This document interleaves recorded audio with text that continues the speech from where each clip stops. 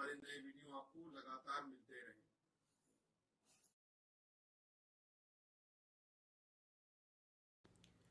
नमस्कार दोस्तों, धर्म रहस्य चैनल पर आपका एक बार फिर से स्वागत है। आज बात करेंगे गुरु मंत्र साधना से लेकर जो अनुभव होते हैं उनसे संबंधित। एक शिष्य हैं, उन्होंने अपने कुछ विचार प्रस्तुत किए हैं उसके बारे में। साथ ही साथ एक प्रश्न आता है कि अप्सरा साधना किस प्रकार से की जाए गुरु मंत्र साधना के बाद में। तो आज दोनों ही प्रश्नों को लेंगे और अनुभव के साथ में और विचारों को आपके सामने रखेंगे जो इन्होंने भेजे हैं। तो चलिए शुरू करते हैं, पढ़ते हैं इनके पत्र को और जानने की कोशिश करते हैं कि क्या इन्होंने बताने की कोशिश की है। जय माँ काली। गुरुजी को सादर प्रणाम। ये अनुभव मैं आप अपने गुरुदेव गुरु पिता सूरज प्रताप जी को भेज रहा हूँ। गुरुजी, जब मैं साधना करता हूँ सबसे पहले आपको ही देखता हूँ। जब भी मंत्र जब गलत बोलता था तब आप कहने लगते थे कि मंत्र गलत बोल रहे हो। गुरुजी, ऐसा लगता था कि आप मेरे सामने बैठे हों, यानी इस तरह का इनको अनुभव होता था। गुरुजी, जब मैं साधना पूर्व दिशा की ओर मुख करके साधना करता था तब मैं सबसे पहले माँ काली को देखता था, उसके बाद रामकृष्ण परमहंस जी को और उनकी पत्नी को, उसके बाद स्वामी विवेकानंद को और आपको सबसे आगे बैठे हुए देखता था। गुरुजी, सच बात यह है कि माँ काली की फोटो पूर्व दिशा में रखी है और माँ दुर्गे की फोटो उत्तर दिशा की ओर दीवार में चिपकी हुई है। गुरुजी, एक दिन मैं आपकी वीडियो देख रहा था तो आपने कहा कि साधना उत्तर दिशा या दक्षिण दिशा में साधना करनी चाहिए। पर गुरुजी, मैं जब भी साधना करता था लगता था कि गुरुजी माँ काली बोल रही हैं कि पूर्व दिशा की ओर साधना करो। पर गुरुजी, कुछ दिन बाद मैं उत्तर दिशा की ओर साधना करने लगा। तब भी गुरुजी साधना के दौरान आप गुरुजी माँ के पैरों के नीचे बैठे हुए थे और आप माँ दुर्गा एक जैसे दिखाई पड़ रहे थे, एक दूसरे पे मिल चुके थे, जैसे जैसे समुद्र में पानी की एक बूंद मिल जाया करती है। गुरुजी, आप पर विशेषकर माँ दुर्गा बहुत खुश हैं। गुरुदेव, मुझे लगता है कि आपको बहुत जल्द मोक्ष मिलेगा। गुरुजी, क्योंकि गुरुजी जो मैंने अनुभव किया है शायद किसी को ही हुआ हो। गुरुजी, मैं जानता हूं कि कोई लोग विश्वास नहीं करेंगे, पर मैं जानता हूं कि आप गुरुदेव हैं, इसलिए इस बात पर अवश्य ही विश्वास करेंगे, क्योंकि सभी पर जो है विश्वास जो है गुरु करता ही करता है, इसीलिए यहाँ पर आप ऐसा कह रहे हैं। आगे आप लिखते हैं कि यही मेरे लिए बहुत बड़ी बात है कि आप विश्वास करें। और गुरुजी, आप के आने के बाद से मेरी ज़िंदगी जो है बदल गई है। मैं आपको धन्यवाद नहीं कहूँगा क्योंकि मैं चाहता हूँ कि आप मेरे हर जन्म में मेरे गुरु पिता के रूप में ही मिले।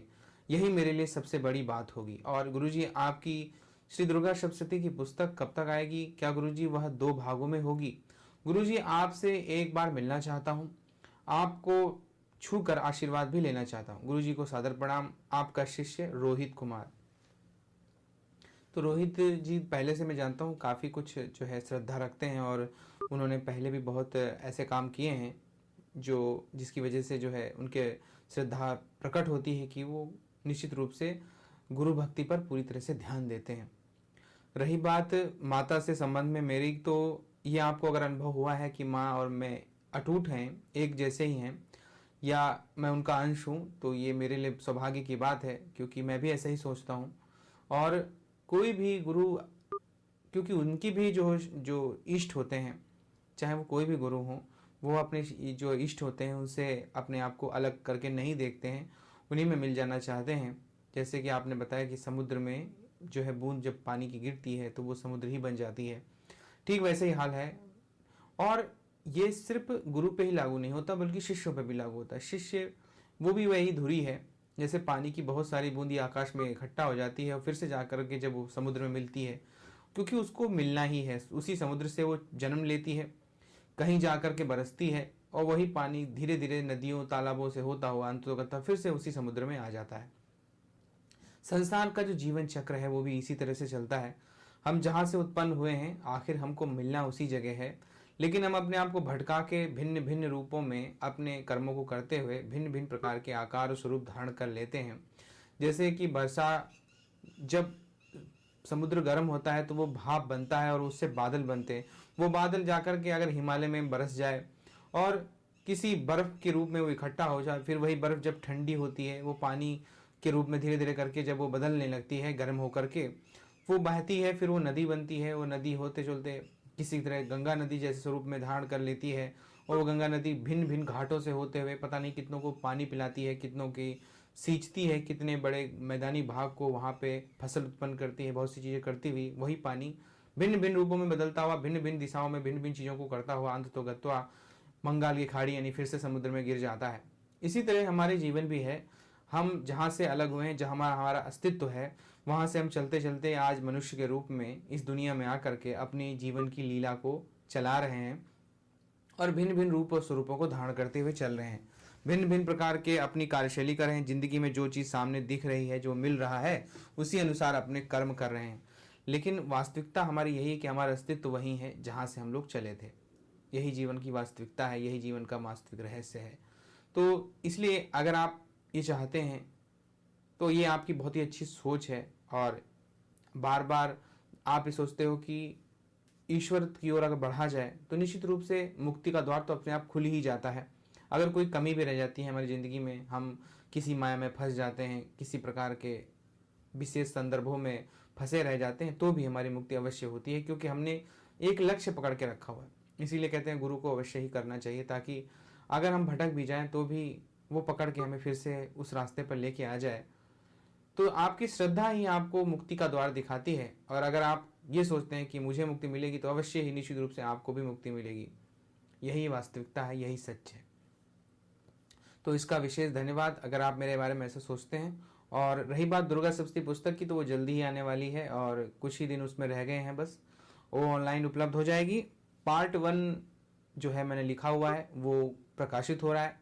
पार्ट 2 भी कुछ महीनों बाद जो है आएगा, मतलब हो सकता है साल भी लग सकता है, लेकिन मैं पूरी तरह से कोशिश करूंगा कि अच्छी तरह से उसको लिख करके दूसरा पार्ट भी आप लोगों के लिए उपलब्ध कराया जाए।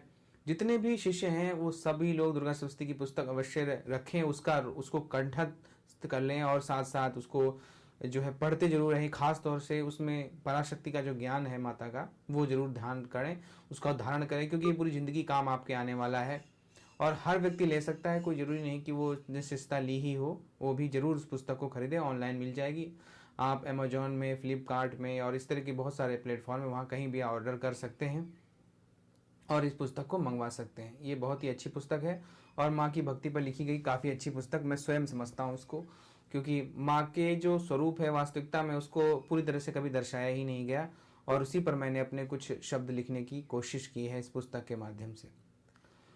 तो ये था इनका पत्र। अब एक प्रश्न आता है, कई लोगों ने पूछा था कि कैसे, मतलब कि अगर हम गुरु मंत्र की पूरी साधना कर लेते हैं, उसके बाद दशांश श्रवण वगैरह कर लेने के बाद में हम कोई साधना करना चाह रहे हैं जिसमें सबसे ज़्यादा लोगों को प्रसिद्ध है, या यूँ कहिए कि लोगों के बीच में पॉपुलर है, वो है अप्सरा की साधना। तो अप्सरा की अगर आपको साधना करनी है तो क्या करेंगे? तो उसके लिए विशेष तरह के हम जो है वीडियो लाएंगे आप लोगों के लिए और कोशिश करेंगे कि आप लोगों को दिया जाए, और हो सके तो सभी लोग जो है चैनल का जो है मेंबरशिप ले लें, ताकि अगर मैं विशेष तरह के वीडियो जो आप लोगों के लिए दिखाने हो, जिनको सभी के सामने सार्वजनिक नहीं कह सकता, क्योंकि हर व्यक्ति एक जैसा नहीं है। यहाँ पर मैंने देखा यूट्यूब में ऐसा माहौल बना हुआ है पहले से ही है कि कुछ लोग जो है केवल और केवल चीज़ों को गलत रूप ले लेते हैं उसका, और केवल ज्ञान को प्राप्त करने आते हैं और उसके बाद फिर भूल जाते हैं। ना कोई किसी प्रकार की जो है उनके प्रति श्रद्धा रखते हैं, ना ही अपने मतलब की बात निकालते हैं। तो ऐसे में सिद्धि भी उनको नहीं मिल पाती है और आगे भी वो नहीं बढ़ पाते हैं। इसलिए चैनल मेंबरशिप ले लीजिए और जितने लोग ले सकते हैं सभी लोग ले लें, ताकि उनको आसानी से कोई भी चीज़ अगर उपलब्ध करानी हो तो उनको ही वीडियो दिखाई दी, बाकी किसी को ना दिखाई दी। हालांकि ऐसा नहीं है कि मैं जो लोग मेंबरशिप नहीं ले सकते हैं उनके प्रति किसी प्रकार की भेदभाव रखूँगा, ऐसा बिल्कुल भी नहीं है। मैं पूरा उनका भी पूरा ख्याल रखूँगा और उनके लिए भी सब कुछ जैसे मैं लाता हूँ वो लाता ही रहूँगा, ज़्यादातर उन्हीं के लिए लाता हूँ। लेकिन कुछ ऐसे वीडियोस होंगे जो सिर्फ और सिर्फ शिष्यों को दिए जाएंगे, तो उसमें भी इस तरह की चीज़ें, खासतौर से अब चूँकि अब समय आएगा कि हाँ हम साधनाएं करें और साधनाओं में धीरे धीरे उतरें, क्योंकि गुरु मंत्र हो चुका है सबका। जैसे कई लोग कह रहे हैं कि बहुत लोगों का मंत्र जाप हो रहा है, पूरा 9 लाख पूरा जाप कर लिया है, दशांश हवन भी कर लिया है, तो वो पूरी तरह से एलिजिबल हैं कि अब वो कोई तांत्रिक साधना कर सकते हैं। तो अब उनको डर भय की आवश्यकता नहीं रह जाती है। लेकिन हाँ, ये जरूर है कि ऐसा झूठ बोल करके साधना करने मत बैठ जाइए, क्योंकि आपकी जब परीक्षा होगी तो आपकी जो ऊर्जा है, आपने जो ग्रहण की है साधना के माध्यम से, वो ऊर्जा आपके काम आएगी और वही आपके शस्त्र के रूप में, आपके कवच के रूप में आपके साथ खड़ी होगी। अगर आपने नहीं किया होगा और आप कहने लगोगे नहीं हमें करना है और इससे क्या फर्क पड़ता है, 1 लाख में भी तो वो चीज़ हो सकती है, 2 लाख में भी हो सकती है, तो फिर वो आपकी जिम्मेदारी होगी, वो मेरी जिम्मेदारी नहीं होगी। इसीलिए मैंने आपसे कहा था कि पहले 9 लाख जाप कर लीजिए और दशांश हवन कर लेने के बाद में फिर आप कोई भी साधना तांत्रिक कर सकते हैं। अच्छा, अप्सराओं की जहां तक बात है, सौम्य रूपा होती हैं। तो सबसे पहले आपके अंदर मन में जो पहले चीज क्या करेंगे, आप भाव से शुरू करेंगे। सबसे पहला भाव आपके अंदर श्रृंगार रस का आना चाहिए। प्रेम भाव, श्रृंगार भाव, ये आपका होना चाहिए आपके मन में। क्रोध भाव लेकर के कभी भी अप्सरा साधना आपको नहीं करनी है। अप्सराओं से संबंधित उनके जैसे उनका रूप स्वरूप है, उनकी देखिए सुंदरता ही मेन तत्व है। अगर अप्सरा की साधना की बात करेंगे तो आप सुंदरता सबसे बड़ा तत्व आता है। तो अगर आप सुंदरता समझते हैं तो कैसे भाव आते हैं आपके मन में, उसी तरह के भाव रख करके आपको साधनाएं करनी है। प्रेम रखिए, जिस अप्सरा की साधना आप करना चाह रहे हैं उसके प्रति सबसे पहले अपने मन में प्रेम लाइए। उसके प्रति आपके मन में एक निश्चल सा प्रेम होना चाहिए। कभी भी उसके शरीर की सुंदरता को काम रूप में लेने की कोशिश नहीं कीजिए। प्रेम और काम में अंतर होता है, यहाँ पर इस बात को विशेष पहले ध्यान रख लीजिए, वरना कुछ भी करिए आप सिद्ध नहीं कर पाएंगे, क्योंकि फंस जाएंगे किसी और डायरेक्शन में, आप निकल जाएंगे तो फिर कहीं और ही फंसा लिए जाएंगे। तो सबसे पहले तो आपको उस अप्सरा से प्रेम आना चाहिए कि मैं इससे प्रेम करता हूँ, सच्चा प्रेम करता हूँ। आप 3 रूपों में अप्सरा की साधना कर सकते हैं, माँ, बहन, पत्नी। पत्नी का मतलब प्रेमिका भी होता है। जहां तक सबसे उत्तम बात होती है अप्सराओं की साधना के लिए, तो सबसे उत्तम प्रेमिका रूप माना जाता है। प्रेमिका रूप में आप जब साधना करते हो तो वो सबसे ज्यादा प्रसन्न होती हैं, वो खुश भी होती हैं। लेकिन यहाँ पर कुछ बातें आपको जाननी होंगी, ये कि आप किसी और स्त्री के साथ संसर्ग में नहीं होनी चाहिए। अगर संसर्ग में होते हैं तो फिर आप उसको मित्र बना सकते हैं, प्रेमिका नहीं। थोड़ा सा अंतर यहाँ पे आ जाएगा। आप प्रेमिका और मित्र में थोड़ा सा अंतर ये होता है कि प्रेमिका के साथ जो है वासनात्मक जो संबंध है वो बनाए जा सकते हैं। मित्र के साथ में उसकी इच्छा से हो सकते हैं, आपकी इच्छा से नहीं। आप उसके साथ मन में ये भाव नहीं लाएंगे। मित्र के रूप में आप सिद्ध कर सकते हैं, चाहे आपके पास पत्नी ही क्यों ना हो। ये बात लागू होगी अप्सराओं पे। मैं यहाँ पर योगिनी और यक्षिणी या भैरवी की बात नहीं कर रहा हूँ। तो यहाँ पर आपको इनके साथ में इस तरह का भाव आप रख सकते हैं। प्रेम कीजिए, उनके एक एक स्पर्श का आनंद लीजिए।